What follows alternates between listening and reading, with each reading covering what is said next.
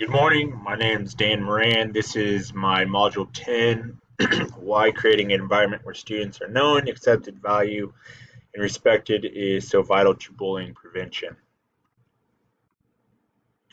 Summarization of the four articles that I read was three essential priorities for school principals. What I took away from these articles was create and sustain a positive school culture that students are able to thrive in, and then principals that empower their staff through praise and coaching to be the best they can be instead of just kind of being, as a principal, I'm telling you what to do and that's what I expect you to do, but to build them up and coach them to be the best that they can in the classroom. And then collaborating with community, students, and parents. I felt that was key to be a successful principal is communicating what is going on, what you are wanting for your school, in the direction that the school is going in as well. How feeling respect to transform the student's relationship to school. Um, I think foremost is changing the mindset of the teacher and and the students about respect. Um, so many times I feel like teachers feel like this is how you're supposed to act in class. This is what you're supposed to do. These are the consequences of if you don't follow the first two rules that I have for the class. Um, and then students and teachers emphasizing with each other, being able to have a open line of communication between the student and the teacher, and that way the student feels like they are being heard and understood, but also the same for the teacher. They're able to understand why the students act in that way, but then also being able to have that conversation of this is what you're doing, but this is what we can do to improve that behavior as well. And then one that I felt is huge is establish positive relationships with students. I feel like you're able to talk more clearly to the student if you have that relationship with them instead of it just being, hey, I'm your teacher, but I know that you're number 13 in my class or 14. But being able to know them by name, knowing a little bit about them and what their interests are just building blocks towards establishing a good relationship with them and being able to have those tough conversations that you need to have, but also do it in a way that is less threatening to the student. Continuing on, creating a warm and inclusive environment, planning for all children to feel welcome. I feel like this is huge, and teachers do a really good job at creating a classroom environment that fosters growth and acceptance, and that can just be through just self empowerment, daily activities or jobs that the students are responsible to do. Create a neat and organized classroom. Teachers rarely have classrooms that are unorganized and just everything is everywhere in the classroom, but it's more, the grouping of the desk, placement of tables, where the teacher teaches from to where their desk is. And it's just those small things that allow the classroom to move easy and openly, and the students aren't feeling that they are in a unorganized classroom and they don't have any structure to it. And then classroom tradition. Um, One thing that uh, would really help children feel welcomed is having a tradition of every Friday we play a song, or like Mondays are marvelous Mondays for some teachers, and it's just these small things that they've done throughout the school year here that students really look forward to, and will let you know of, hey, we didn't do our fantastic Friday or marvelous Monday, so they kind of get in that routine as well for it. Strategies for building a productive and positive learning environment. Um, Positive learning environments must be created from the first day of school and continue to be worked on throughout the whole school year. Um, that's something that needs to be established quickly and effectively with the students and let them know these are the standards that I am expecting you to be at, and you know, making learning relevant to students is also crucial because if the students aren't interested in what we're teaching, then how are we going to effectively teach them the material that we are wanting them to learn? Fail-safe learning environment, risk-taking encouraged. This is huge. I feel like because students that are afraid to take risk are not going to be willing to step out of their bubble or challenge themselves more in academics or even in the gym that I see a lot. But knowing that if you fail because you're taking a risk, that is okay and that is acceptable, and if the child isn't going to feel like they're being punished for it or made fun of for it by the teacher or other students. Moving into the four articles that I found, summarization about bullying prevention is one article was 6 ways educators can prevent bullying in schools, and it talked about teach kindness and empathy, create opportunities for connections so the students are able to talk to adults in a less threatening environment. Identifying gateway behaviors, where are the hotspots, where are the most bullying reports coming from. Use the art to create context, making it relevant to the students as well. Minimize concentric circles.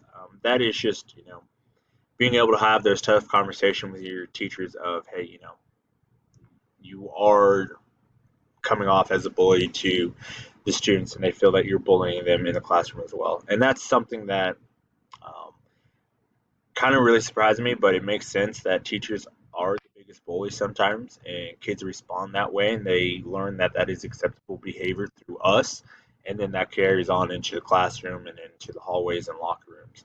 And then participate in simulations. Let the teachers understand how kids are feeling and how that is affecting them in the classroom and in their academics. Moving on, what are the best ways to prevent bullying in schools? One thing is just allowing the teachers to get the proper training, because a lot of bullying prevention is based on how their colleagues use it.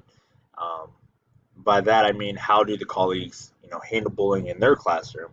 What steps do they take, and how effective is it? And then building a positive school climate, one that kids are able to thrive in and feel safe and nurtured in, is crucial to having a successful school environment. Um, Guidance versus bullying. Um, that kind of ties into you know, setting up steps for those administrators or teachers to follow on how to properly handle bullying and what they should be doing in different situations, instead of just, hey, you go to the office, you're done.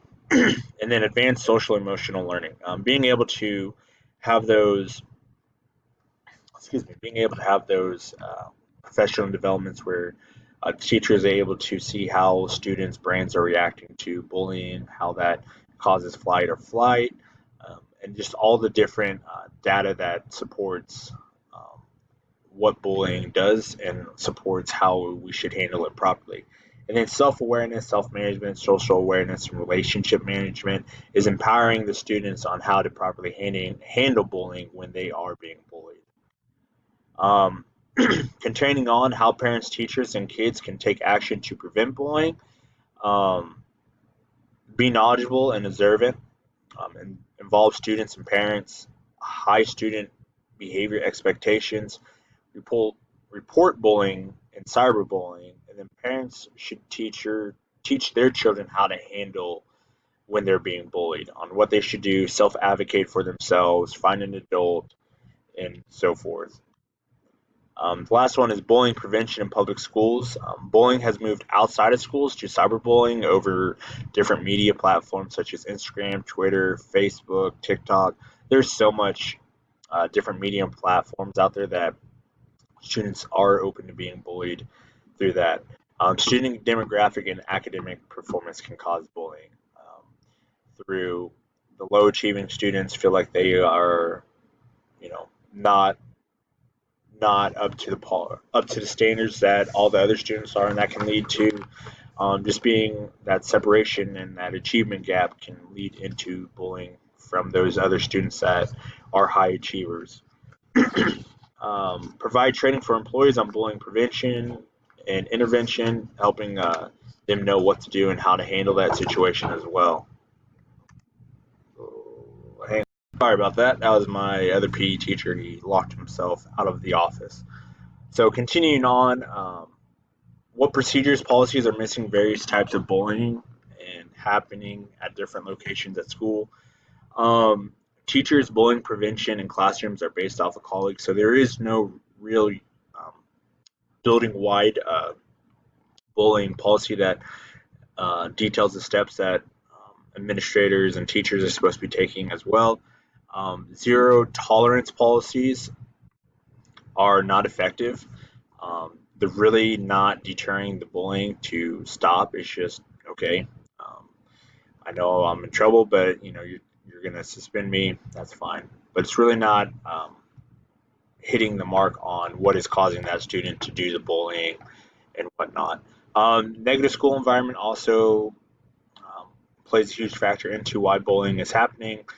Frequent flyer bullies are the ones that are the repeat offenders that are always in the office for it. So those are the kids that you need to talk to and figure out why are they doing the bullying, what is causing this, like what is their home demographics like, and looking beyond the bullying, but also to the individual and what could possibly causing that to happen.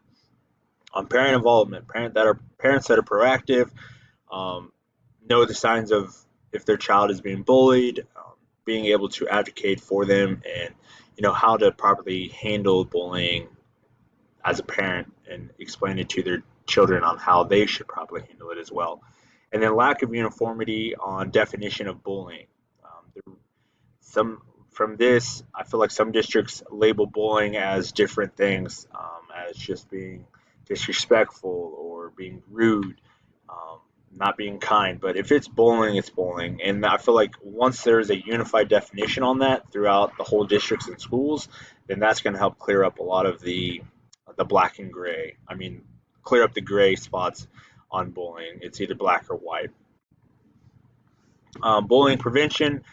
Looking at the data provided, bullying takes place in classroom, hallways, and at student lockers. And that's something that I feel like as a principal, I'm going to encourage my staff during passing periods to just stand outside of their doors, monitor the hallways along with the kids, and just also be able to know the signs of bullying that's happening in the classroom. And in the gym, I know there's times that I don't see everything and I hear about it at the end of class, but just making it to where students feel like they are able to come tell me during class that, hey, I am being bullied, but not feel that they're not being heard and whatnot, but being able to take action and make sure that that type of behavior is not allowed. Students that are bullied, only about 20-30 reported to adult. And I feel like this is because they don't have a strong relationship with that adult and they don't know how that adult is going to take it as well. Zero tolerance policies. Relationships, first, and discipline are effective when trying to talk to a student about behavior.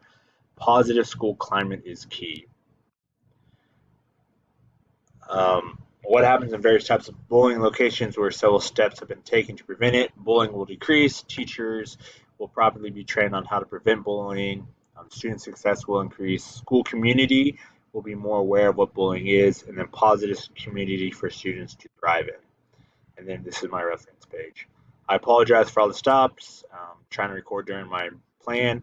Have a great day. See you guys later.